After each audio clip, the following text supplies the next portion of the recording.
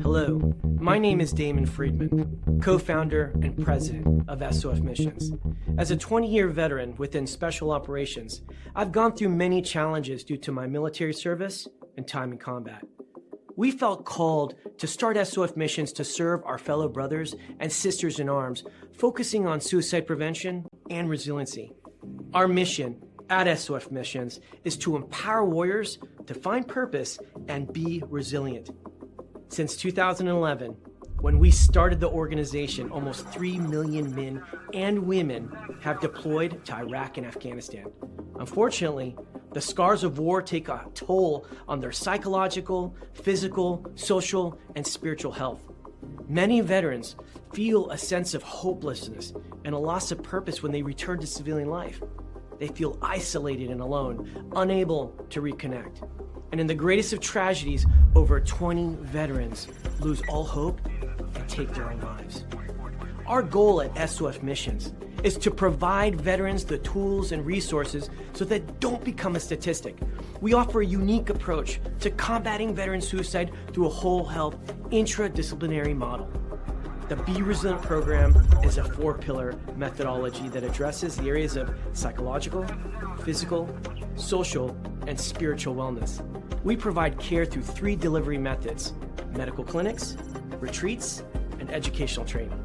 Since we started back in 2011, we have been able to reach veterans in all 50 states and have served over 3,000 veterans through the Be Resilient program. Being resilient is a multifaceted and complex issue. We know that to find a lasting solution, we have to address the whole warrior. Many challenges cannot be solved by providing the treatments and modalities of just one component, but by tackling them all. Now, we've expanded our services to include law enforcement and first responders. Together, we can make a lasting impact in the lives of warriors across the nation. To learn more, visit our website at sofmissions.org. All right. Welcome back. Misfit Nation. The Misfit Nation show. We are a show founded by a veteran and hosted by 2 veterans and a military spouse. Our mission is to get people to tell their stories to the world. If you're an author, share your tips with the Misfit Nation.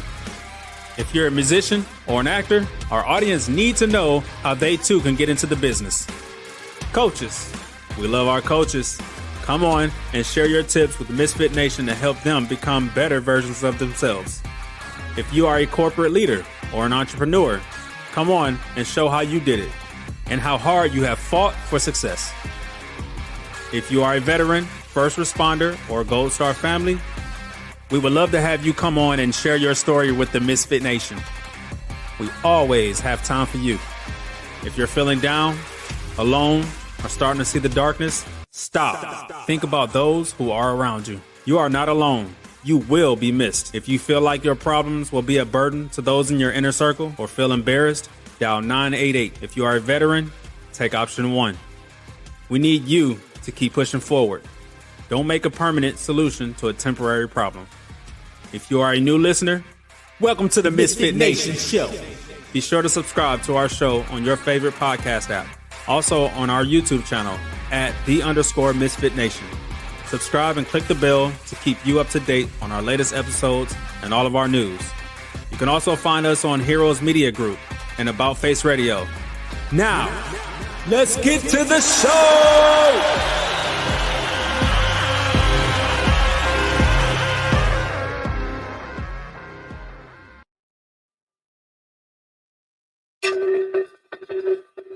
All right. Welcome back to the Misfit Nation show, your Thursday after dinner edition. We know you have other places you could be, other things you could do, but thank you for choosing that ride with us tonight for your one last ride this week. We pause real quick here. We've lost three heavyweights this week. Malcolm Jamal Warner was first. Then we lost the Prince of Darkness, Ozzy Osbourne. And today we lost, brother, Hulk Hogan. He went down today. So that's That's your 3 celebrities for this week are gone within 3 days. So the next tally will come up. Keep their families in your thoughts and prayers. and all the Hulkamaniacs out there that are now mourning. I've seen Ozzy billboards here in Clarksville today, giving condolences to Ozzy in Clarksville, Tennessee on the digital billboard. So that shocked me a little bit, but I know his reach was out there. Tonight, we have a great guest. It's one you don't want to sleep on. He is a born-again Christian.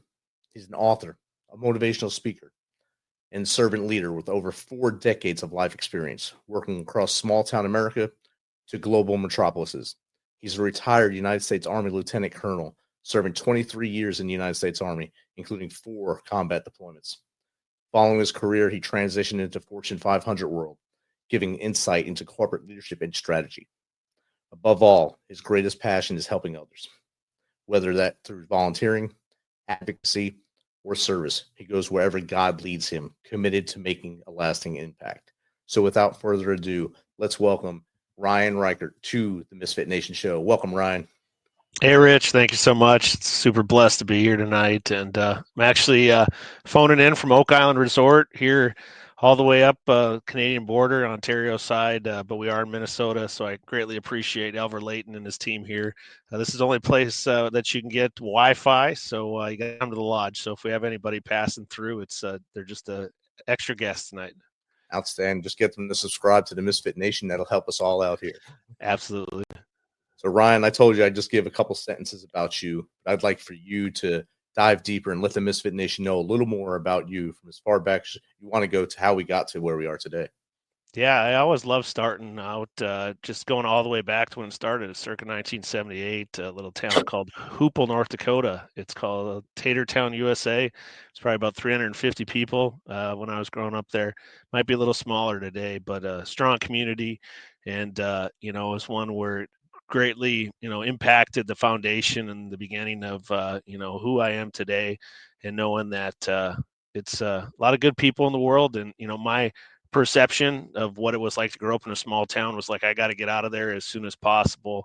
And I finally had went back there last year and met some old friends and so forth. And it's super cool to see, those who, stick it out and, chase that hard down, the line. Where for me, unfortunately, until I sobered up a year and a half ago, I was, fear, right?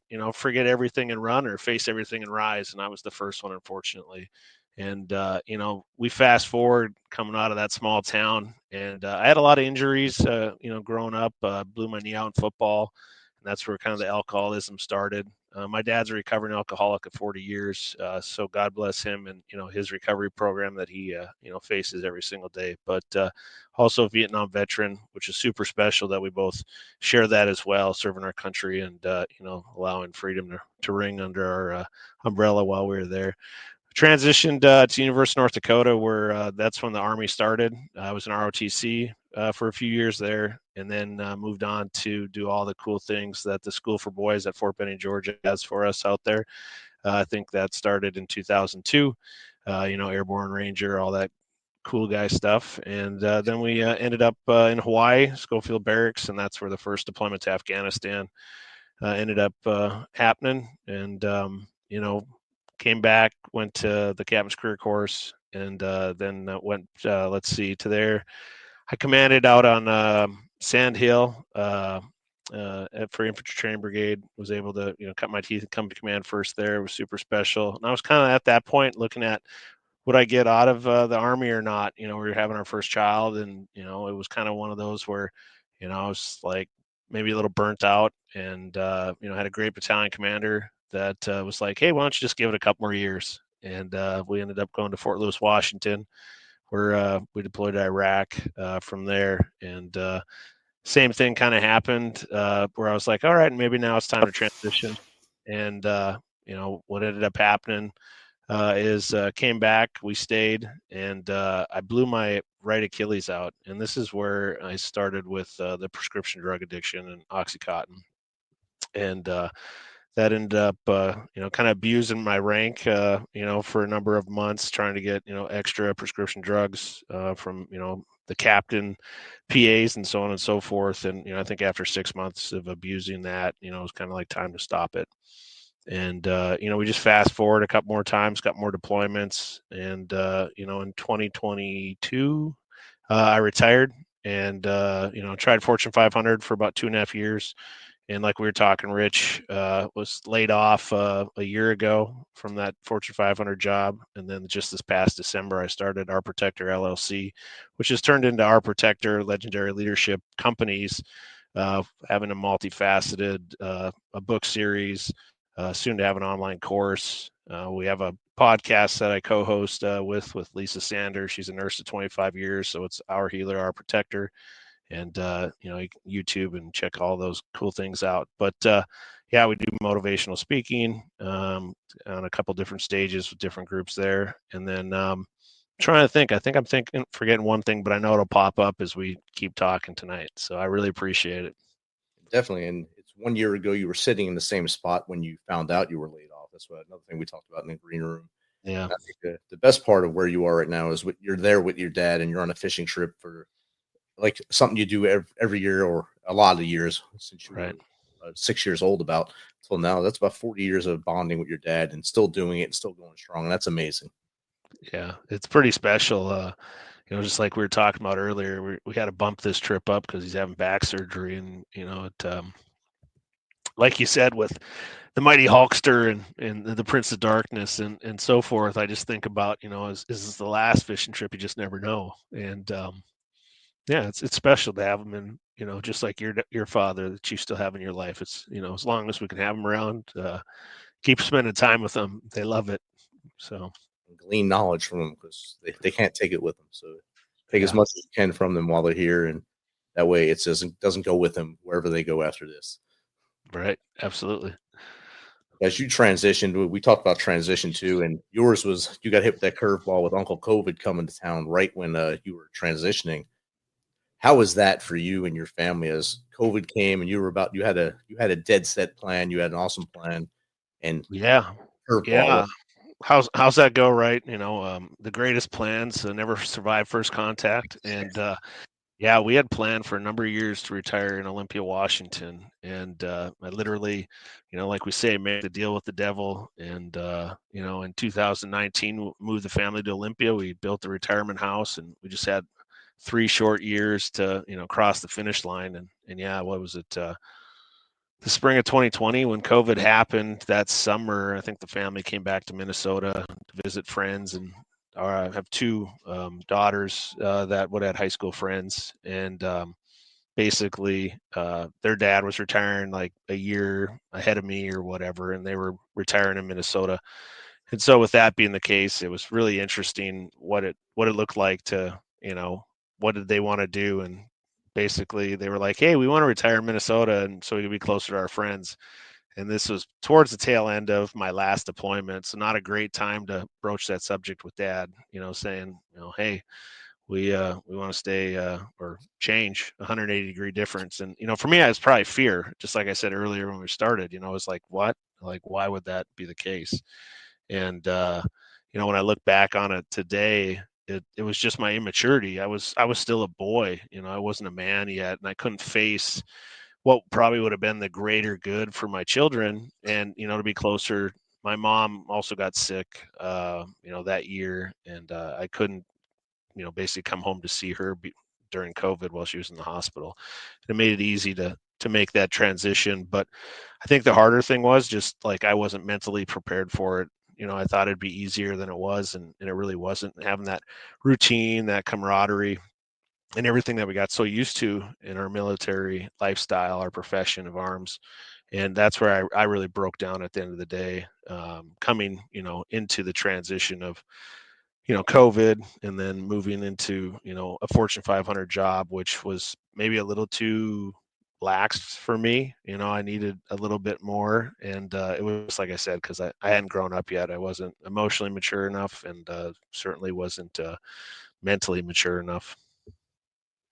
Definitely. And the other obstacle is when you go from being a hard charger, airborne ranger, come out and go into corporate world. It's 2 different worlds. And in one world, there's things you have to do every day and you want to get them done that day. And you go to the corporate world, they give you a list of things that can get done today, but also can get done within 3 weeks. Yeah. And your mom on the 1 day thing, and it's hard to attack that. Boy, you hit that one on the head. I mean, I struggled so much with that. Like what's a 25-meter target versus a 300-meter target? I was ready to let's fix bayonets and go get after it. And they're like, no, we need to pump the brakes on this one a little bit, give it a little time, let it marinate. And I couldn't see through a lot of the things, and then also understanding that it is just a slower pace. It's a lot different. I think about just the normal regimen of, I stopped working out, so right off the bat there, that physical side, and, not having that, and those endorphins are, basically, like a superpower. And, also my faith practices were non-existent. I guess I just, and I think I was just numbing, all my feelings. I wanted to either numb it with the prescription drugs I was on. That's one thing I'll give the VA credit. It certainly came through with the doctrine and everything else, but I was abusing, all the things that I was on to numb the pain that I had. And I was also, you get paid a lot more in corporate America. So, a lot of shiny objects out there, and, certainly enjoyed the finer things in life. And, just really burnt everything to the ground. And like we were talking about in the green room, a short amount of time. I think it was 17 months after I'd retired, that it was time to hang it all up. And, I sobered up and, started walking. I think the good Lord, old JC was carrying me all those years, and he finally said, all right, it's time for you to walk on your own. So, I'm just a 20-month-old baby boy here, learning how to walk again and Right. talk again and everything else. So it's been pretty special with that side of it, and in the introduction, it was pretty special, just thinking back through that, because it's so sad. We continue to lose our brothers and our sisters every single day, because of that darkness that creeps in. And if there's light, there can't be dark, and I've found that today. But it's, you got to stay regimented in our routines. And you definitely got to understand that you do have people around you that care about you, even if you think you're alone. Yeah. That darkness will, if you feel you're alone, the darkness will envelop you and it's over. It's like an enemy, a sworn enemy trying to get you. If you just keep facing forward and drive through the breach, you get through that, you'll see the light in front of you, and stay with us another day and breathe a little easier, and maybe find that purpose like we were talking about in the green room. Having that purpose every day really helps our brothers and sisters to stay forward. It has definitely helped you. And I talked in there earlier about your introduction, born again Christian, and you hear that a lot from people, but some people just throw it out there. I'm a born again Christian. I think you're Right. living it, though. You're living what that really means now.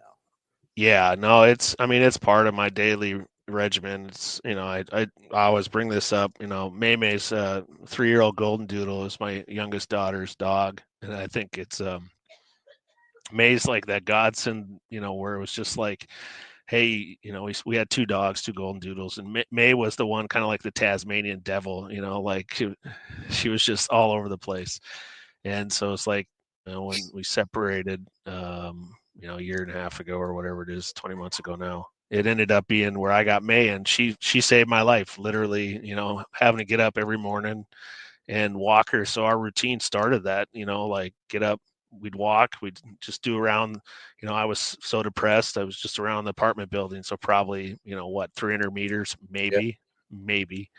And then over time and space that increased, but through it, like I would read my Bible after we'd walk. And then from there, I finally started, going to the gym, and then all of a sudden, back in December, in my notebook, I started writing, just stuff down. I'd read the Bible, walk the dog, read the Bible, and start writing. And then the next thing you know, literally over 30 days, this bad boy got produced. God only knows when the devil comes for you a second chance at life. And that's the first one, which came out in June. And then it's pretty neat because the second one finally got an author copy the other day. But the Icarus Effect, the highs and lows of our emotions, we all have feelings, is ready for pre-order. And there's a third one that's in editorial review. And you take the first 2 and you basically now have the online course, and we're building an app. And it's just, we're talking about, I think December 13th of 24 is when Our Protector LLC started. 30 December of 24, we started writing. And yeah, it's just like, he's like, I'm going to put this sucker on fast forward times X, because if you put the work in, and you follow the steps, just one step at a time every single day, it's there. And so the first book was basically my recovery journey for the first year, and then that year was the separation and divorce process. And I think that was, like, for me, my greatest failure, loss, however you want to look at it in life, catastrophic event. And that's what it opened up, just everything. And now I understand it. It makes me sound crazy, but my imaginary friend, God, Jesus Christ, and the Holy Spirit, it's super cool, because actually my dad and I were watching Braveheart the other night, and I don't know if remember Stephen the Irishman, but we're Irish, and so he's like, he's talking, Father, the good Lord says, he'll get me out of this, but I think you're fooked, kind of thing. And it's the same way as when I look at it today. Like, we talk a lot because I see the humor in it. When I was in third grade, I was going to get held back because I couldn't read. And the humor in that is, one, my mom's a reading teacher, was a reading teacher. She ended up, teaching visually impaired children like Braille, so all these different things over time and space, like, but her own son at the time, because I was faking the funk, cheating probably off other people or making stuff up. Good storyteller. And I guess today that's what I do. I'm a storyteller. You write books, you tell stories on stage.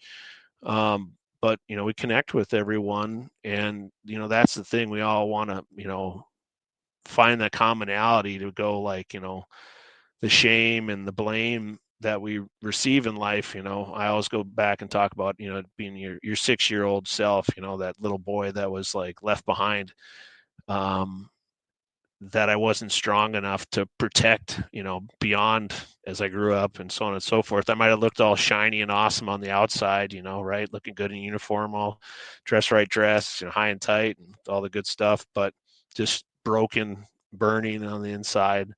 And it's just because I couldn't be honest with myself, and so therefore I couldn't be honest with others. And I didn't have that true connection for me, with my higher power. Like I said, God, Jesus Christ, and the Holy Spirit is, like, literally where, he's already gone before you. So, like, what are you so worried about? Like, what are you afraid of? And it is a struggle, I know, because there's a lot of things that happen to all of us in life that we want to know why.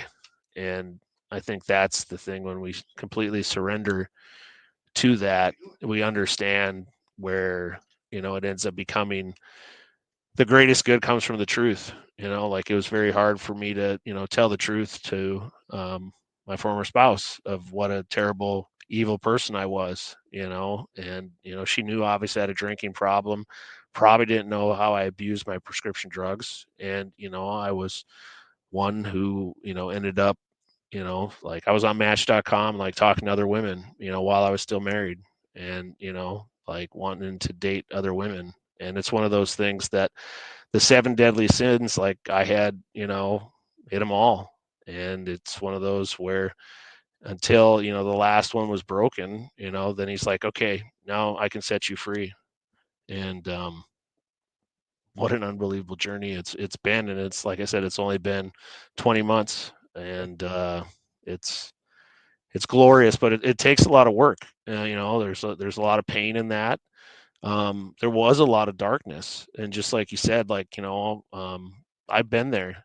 I've had, my M9 in my mouth when I was in Saudi Arabia on my last deployment during COVID, and literally my master gunner knocked on the door, like, literally as, like, I was squeezing the trigger. Wow. And it was one of those where you want to talk about synchronizing operations. There's only one entity on this, in this universe, kind of thing, that could be that good at synchronizing an operation, and yeah, Sergeant Brent was just coming for, like, sugar, flour, whatever it may be, and kind of think about like, what was that Bad Boys? You got any brown sugar? Kind of thing. Like it was just one where I just can't. And it's weird because like, I had other suicidal ideations over the years and, even previously, but after I sobered up, that all like went away. It doesn't mean that tomorrow, like, something could happen or whatever, but I know today in my practices that I, execute there, like just with a little bit of light, there can't be any darkness, that's the thing. So it's just like, make that light brighter. And so, that's what I teach today when it comes to working with others, is, what do you love? Like, what's your true purpose? Like, you have these talents inside of you.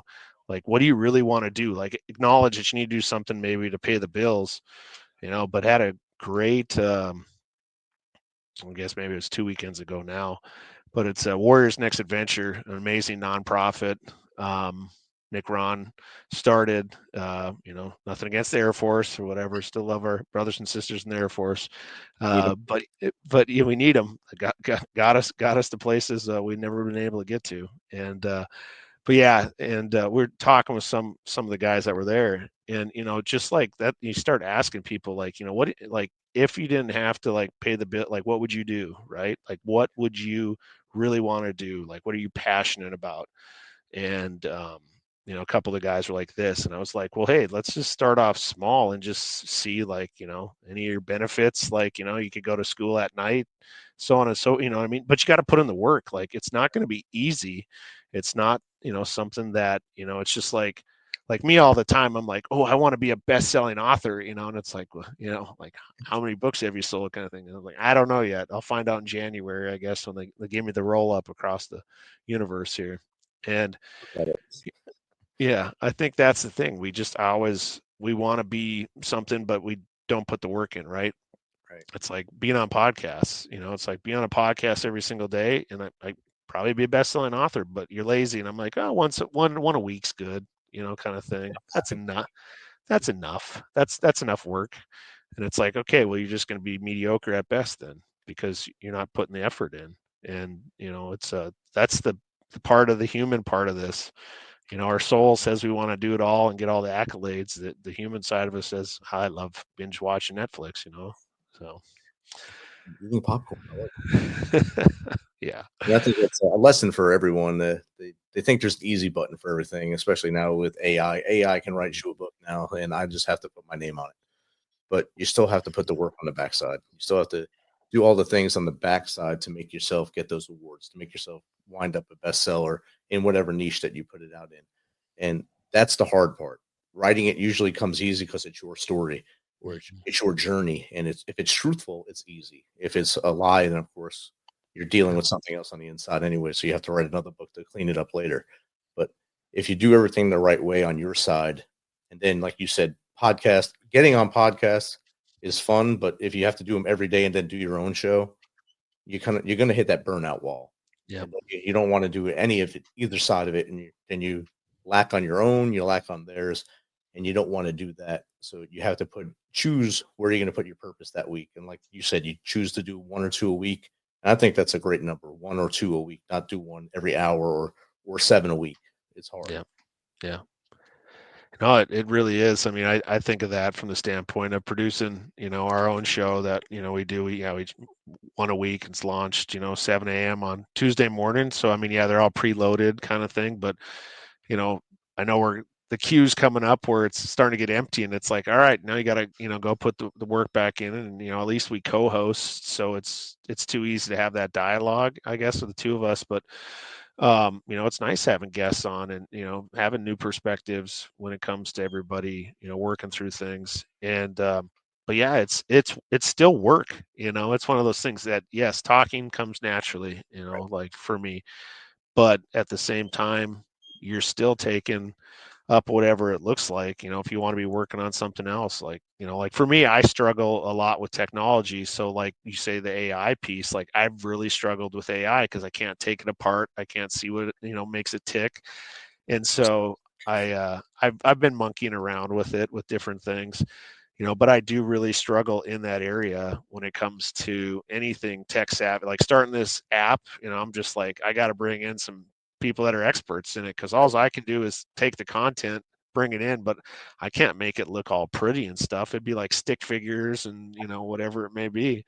So but really looking forward to like how it can help, because I mean, I see where I've come from, in just a short amount of time, and seeing others like utilize the same tools, and like right off the bat, and in a 90-day period, we've achieved with 5 separate case studies right now what it took me 18 months to achieve.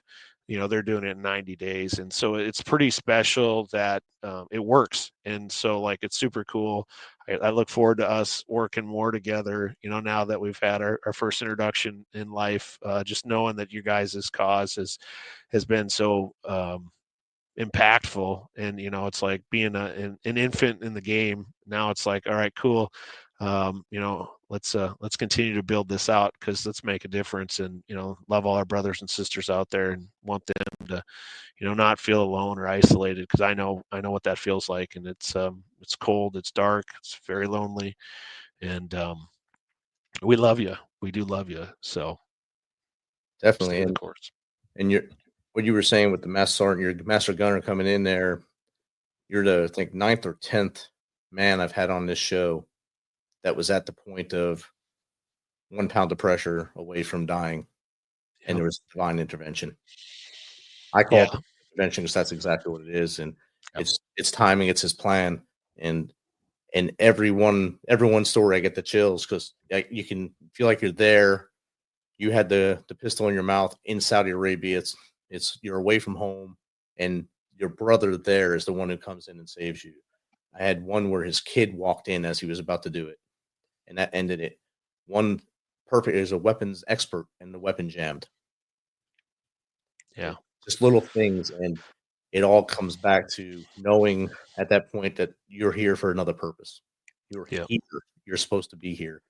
So now we have to rebuild you as best as we can, and you need to help rebuild yourself.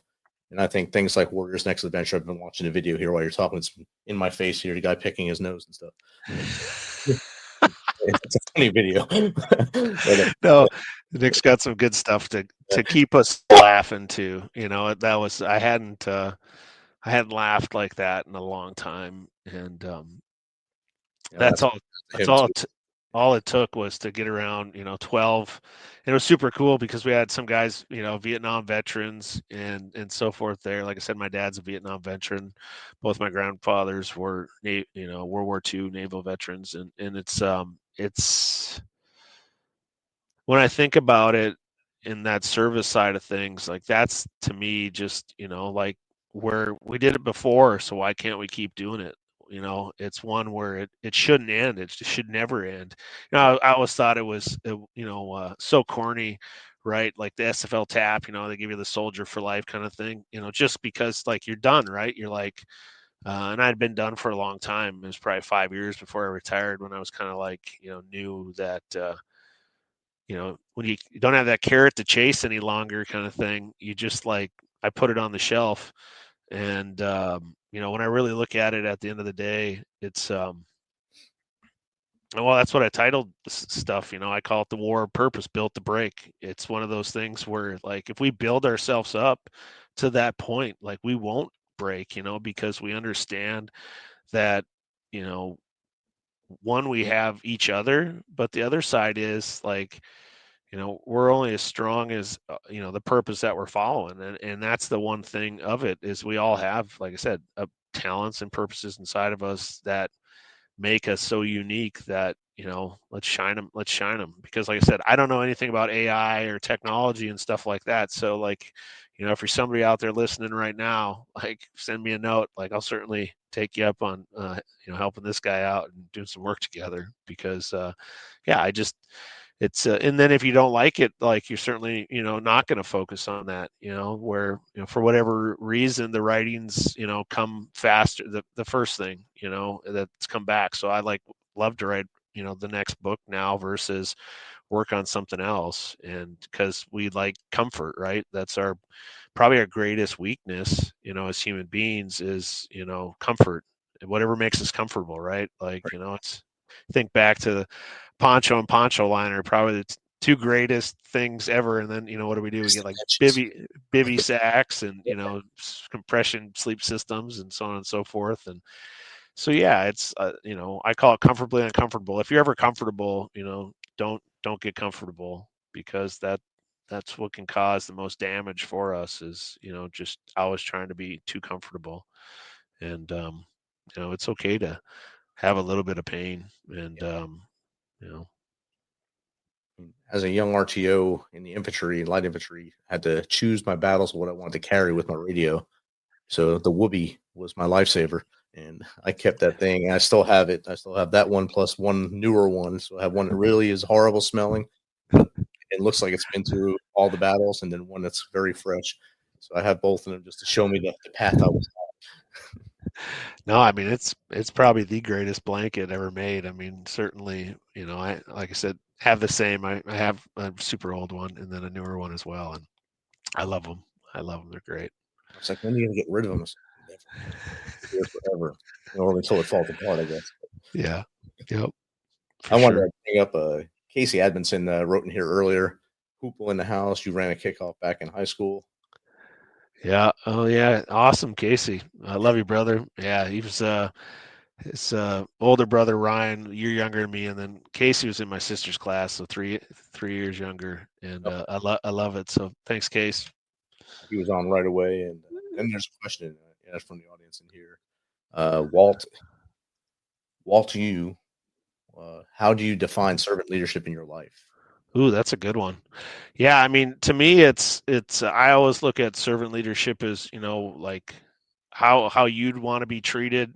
I guess if like from other leaders, that like truly serve like their subordinates. So it's one of those that you lead by example. You'd never expect someone to do something that you haven't done yourself, and that's hard, right? Because like when I look at thinking all the way back, to being, Cadet Reichert and Lieutenant Reichert to, Lieutenant Colonel Reichert upon retirement. It'd probably been a lot of years in some of those cases of what I had done, from, lead by example per se. And so in corporate America, it was very similar, from that side of it. It's like, you come in, I, worked with a great team that we built a risk management team together with the risk management index. And some of the team, like I said, that was more tech savvy. We're the ones that created the software that allowed us to be very successful, or the tools. And, that in itself is where I would definitely look at, it's just like being in shape. Like I would, sounds terrible, but, even in corporate America, if you're a leader and you're out of shape, like maybe you don't have the greatest discipline to be leading a team. Kind of very similar in the military. We have height and weight standards, so therefore, it's just leading a life of discipline that also exemplifies the purpose side of it. And being a true servant leader, is one of those things where you constantly lead by example. And I love this. Ben Newman, I'm part of his coaching program, and he calls discipline over feelings. And I love it because every day, I get up in the morning and, like I say, walk May, read the Bible, and then it's time to go to the gym. By that point, my feelings are like, well, I don't want to go to the gym, like I'd love to just like not do anything till my podcast or my appointment or whatever it may be, right? Because as an entrepreneur and in today's world, in the virtual world, you can do whatever you want to do, but discipline over feelings is one of those where, it's like, okay, well, I haven't got my 3 wins yet until I finish that physical win. And so that's kind of one of the big pieces of the first book there, where, it talks through your 3 wins, and then you go into your 7 habits for success each day. And, if you focus on those simple things, you achieve something that is your purpose. And then therefore you have those endorphins and everything else that you can then execute, the day that much more. And I never really realized it or thought about it that way. And then, it's interesting too. I have these spiritual practices that I teach, because you can't have spiritual without ritual. So it goes back to obviously the routine and the habits. And it focuses on, fasting, and everyone always thinks fasting in like not eating. And I look at it completely different. I look at fasting in all forms, so music, TV, talking to other people, this little box that keeps lighting up on me in front of me, whatever that we remove, and it doesn't have to be for, days or weeks or anything like that, but you can just lessen it, where we just bring it down a little bit. I mean, I know there's screen time, apps or different things. I remember when the kids were younger that we had, and they'd be like, my thing stopped working, and it's like, yeah, because, you only get to be on it for an hour a day or whatever that looks like, or it's shut off at 8 o'clock at night. And, as we lessen all of that, we have a greater connection, just like we were talking about, so being up here at Lake of the Woods, we call it God's country because it truly is. Like, you ground yourself. And I think, as I've lived in Minneapolis now a few years, and you're closer to the city and everything else in that concrete jungle, we end up having, that loss or lack of, true grounding in nature, like literally like grass, something as simple as that. And we're just not connected anymore. So, but yeah, getting back to Walt's servant leadership, it's just basically establishing that example that, you'd want to have as a leader, and, knowing that you carry that out. And it's a struggle, right? Because, what is it, the old saying, do as I say, not as I do? Well, that means you got to do what you say. And so if you say it, you got to do it. And that's hard because, yeah, there's a lot of things in life that we say we're going to do and we never do it. I think about the books, like it's like 80% of people say they want to write a book or are writing a book, and 1% actually execute. So it's I think that happens in a lot of things. And yeah, I mean, brothers and sisters out there that, we raised our right hand, we volunteered, and so on and so forth. I mean, that's powerful. That's special. And so I know that you guys out there that are listening, if you say you're going to do something, I know you can do it because you already did it once. Right. And Joe Stazione was on the show a couple weeks ago, and he said something along the lines of what you say, as far as being an example. Don't talk about it, be about it. I love it. Say you're gonna do something, do it. And he got a tattoo of a bee on his arm to remind him of that. So Yeah. Be about it. And I thought that was pretty awesome. Even though he's a Marine, I thought it was awesome. Hey, it's all good. I call it OPD number one, our professional development number one, but beautiful 3/4 ton Silverado, hey, sorry for Dodge lovers out there, Toyota, whatever you got, but Chevys don't have bow ties on the front of them. They got crosses. So, if Jesus Christ was to drive a truck or whatever, it'd be a Chevy. And, but yeah, we have Iwo Jima down the side of it. Oh, wow. We got the blue angels streaking across it and certain things. And, just years ago, I was so immature, like, it was like, if you're not an airborne ranger, army, you're nothing. And, I'm like, no, we're all children of God. We all have it, and that's for me. I have faith, hope, and love on the inside of this arm, something my mom always preached growing up. And it equals life. And, we all have a beautiful life to live. We just, got to put the work in and say, whatever we say we're going to do, we do. And we just got to be kind to one another. We got to love each other and, smile. This is a magical thing here.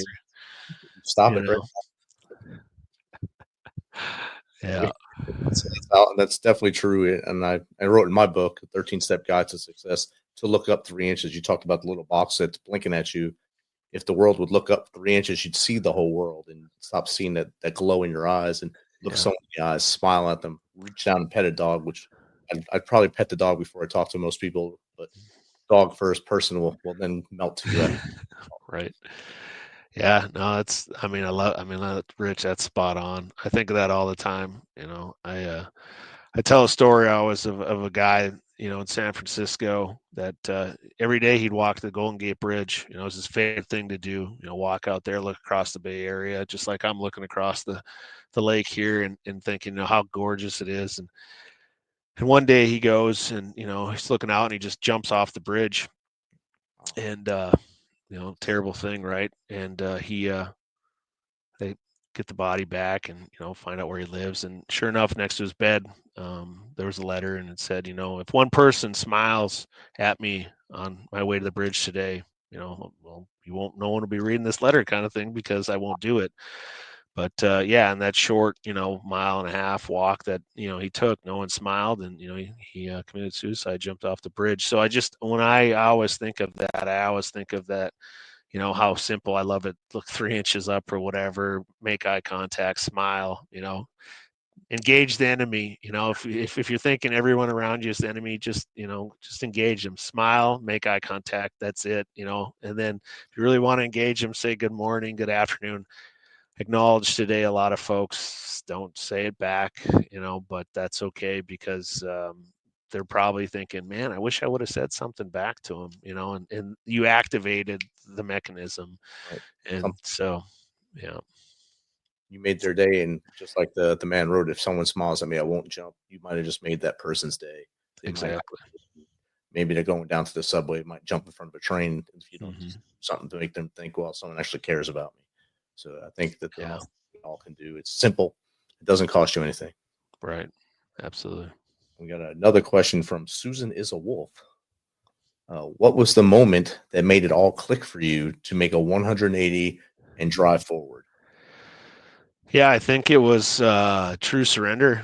In it was I had, like I said, I'd committed every single of the 7 deadly sins, and he said, okay, my son, like I will welcome you back in. I've just been waiting for you to finally figure it out.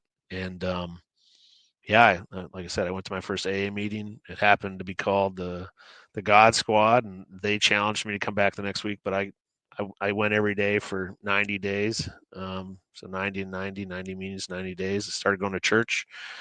I went to the Alpha course, to learn, I grew up Catholic, so I did about 20 years of Catholicism, 23 years of Lutheranism, and the last couple of years of just following Jesus Christ. And, that to me is where it all really turned around. Today I teach 6th grade boys at Eagle Brook Church in Wayzata, and that was the age that I started drinking at. Wow. I see these little dudes, they don't talk about booze, drugs, girls, nothing. They're like, one, they, actually engage and, listen and sing during worship. We went to a camp this last year, and they're, just having a good old time, and praising the Lord. And it, to see that in little men and not doing the things that I was doing at their age, that's impactful. That's powerful.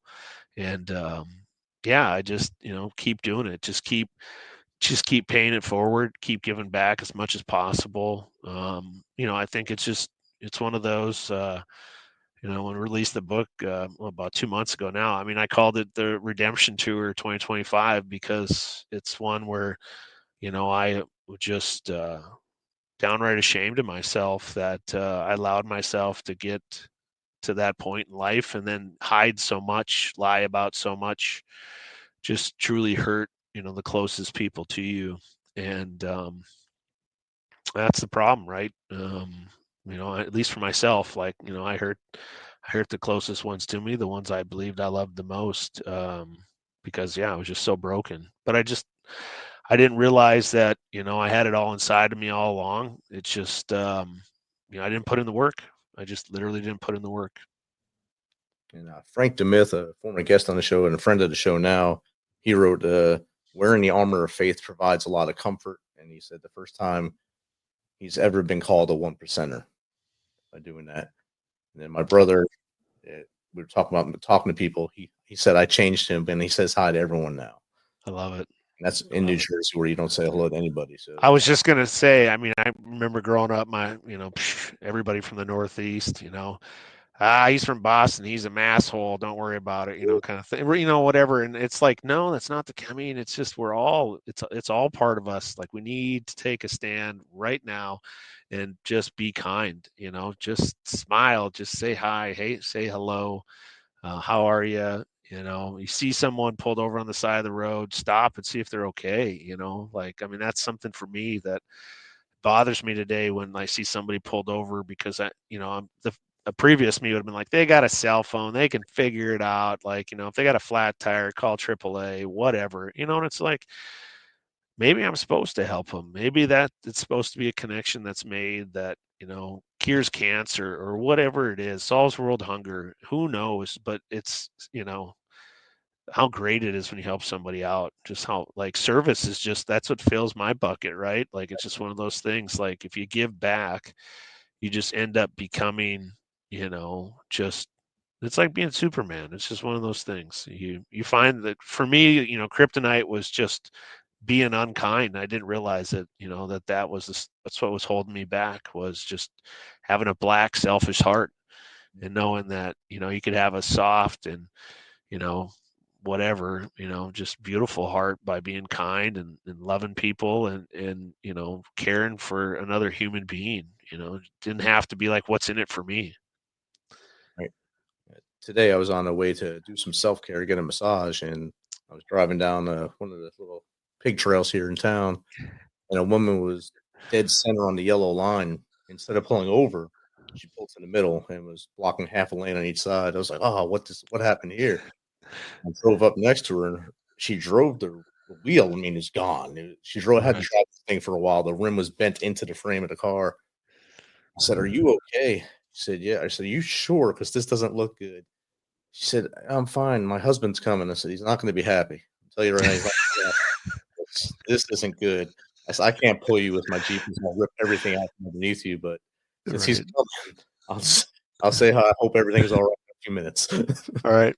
No, Yeah. I mean, yeah, you don't know. Yeah, you don't know what's going on. My first thought was, "How'd you do this in a mighty project?" And then I made sure she was okay and laughing with me. So she was Right. all right. I know she was upset about it, but she'll be all right after that. But Yeah. it's wild. Yeah, we'll take one more question from the audience. This is from No Python 3. You battled addiction. What helped you through your recovery? Yeah. I mean, like I said, my faith was the number one piece of it. My belief in my higher power and literally having a relationship is one of those things that I definitely get after it in the book of, just like, it's one of those things like Jesus Christ is my best friend, you know, his dad, or whomever wrote a book, kind of thing. So you read that book and good things happen. But also, just having others believe in you. I mean, that's one of those where, for me with addiction, my sponsor couldn't say enough thing. And really, it's just there to, keep you between the lines, right? When you got some questions or so forth. It's kind of like talking to your parents almost, like, who would have thunk it? Somebody that's gone maybe through things before you, maybe they have something that they gleaned from their experience in life. And yeah, just I think the group care, where it's when you just finally start to have circles, like, I think back to the circles I was running in, right? Show me your circles, I'll show you your level of success, kind of thing, or whatever that looks like in life. And be it, where I was going to AA, was a group of guys that, could pull themselves up, out of the ditch or out of the valley, whatever that looks like. And then from there, I started to, have other, a life coach of my own. And, I mean, today I have a writing coach. I have a mental toughness coach. Um, I have entrepreneurial or business coach. And so I think I just go back to like that military experience, and we had like subject matter experts in like each area, right? Like, so it makes sense. Like, why don't, well, a lot of us, I mean, in a previous life, I would have been like, that costs money and blah, blah, blah. And it's like, well, would you like to be successful or more successful or whatever that looks like, or have people that have been there and gone through it? And so, yeah, getting back to the Mighty Python's question there, it is just, getting the right circles, pay for some of your circles that I mean, obviously the one circle that I was in, like, it cost me everything, right? So, I mean, literally everything. And so that was a good start, and then from there it's like, okay, well, I'm going to rebuild, we're going to rebuild it all. And so now I understand that what it takes to be better is to have people that punch a lot higher than I do currently. And so that accountability is huge. And kind of like we said earlier, Ben Newman's great quote, or what his tagline, discipline over feelings, attack the process.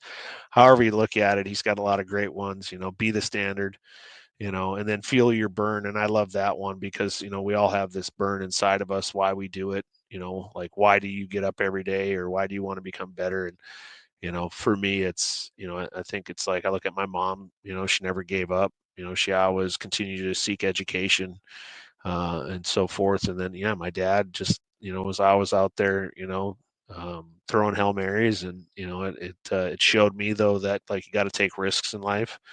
And, he's got your back. It's one of those things, he's got your back, literally does. You just got to surrender and truly have trust. Belief's not enough. You got to have trust. So Trust in the process, and it's all there for a reason. Yep. Ryan, just 55 minutes has flew by, of course, because we're having a conversation. That's why this happens. And I asked my guests 2 questions as we hit the end here. The first one is, what's the best way for the Misfit Nation to get in contact with you if they want to have you on their show, or just pick your brain a little bit?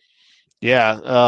We got ourprotectordevelopment.com. You can certainly throw on there and, shoot me an email or set some time up.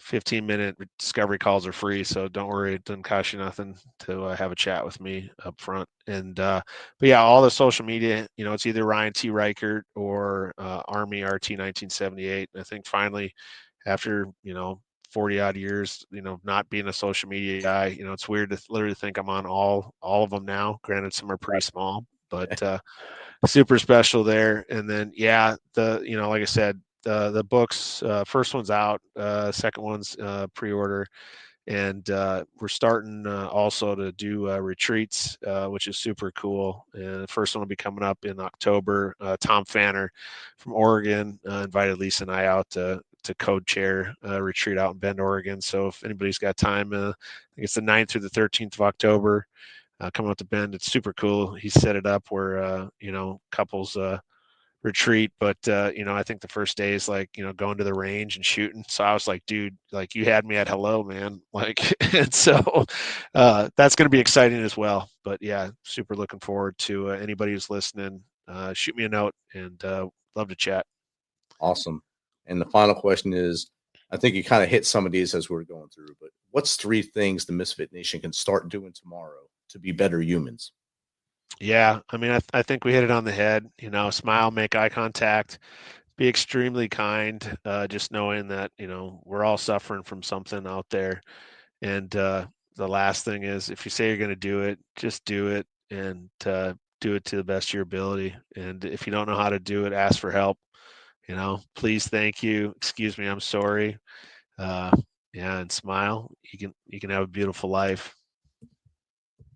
Outstanding. I'm adding those into the comments so everyone can see them.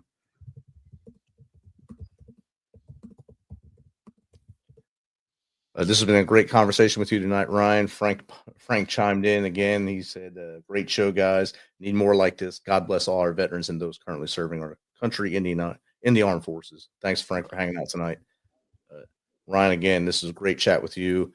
Stay on after I go to the credits here. I have a guy I'd like to link you up with, maybe get on his show or have him on your show as well. Perfect. I love it. Thanks, Rich. All right. Misfit Nation, it's been great hanging out with you this week. Remember, a day tomorrow with you is better than a day without you. So stay in the light. And if you need us, info@themisfitnation.com, Steven@themisfitnation.com, or Jake@themisfitnation.com. We will all get back with you. We'll stay on the phone with you until you feel better, or we can get help to you so you're with us the next day. Till next time, be humble, stay hungry, and keep hustling, because we are.